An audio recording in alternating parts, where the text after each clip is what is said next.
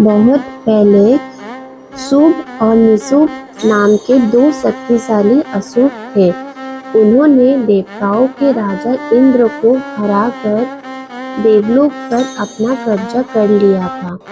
असुरों के अत्याचार से परेशान होकर सभी देवता मदद के लिए देवी पार्वती के पास गए। उस समय देवी पार्वती अपनी कुटिया में स्नान कर रही थी। देवताओं की पीड़ा सुनकर उन्होंने अपनी मदद के लिए चंडी को भेजा।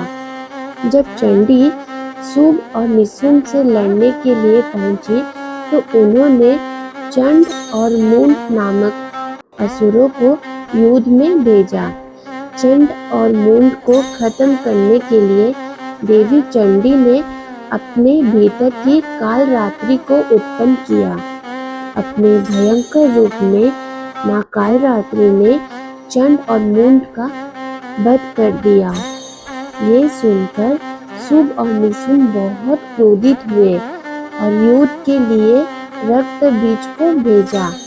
रक्त बीज के पास एक विशेष वरदान था। जब भी उसके रक्त की एक बूंद जमीन पर गिरती थी तो एक और रक्त बीज पैदा हो जाता था। इससे युद्ध को जीतना बहुत मुश्किल हो रहा था। यह देखकर मां कालरात्रि बहुत क्रोधित हुई। उन्होंने अपने विशाल मुख को फैलाया और रक्त बीज के शरीर से निकलने वाले रक्त की हर बूंद को जमीन पर गिरने से पहले ही पी लिया। इस तरह रक्त बीज के रक्त से कोई नया असुर पैदा नहीं हुआ और अंत में रक्त बीज का अंत हो गया।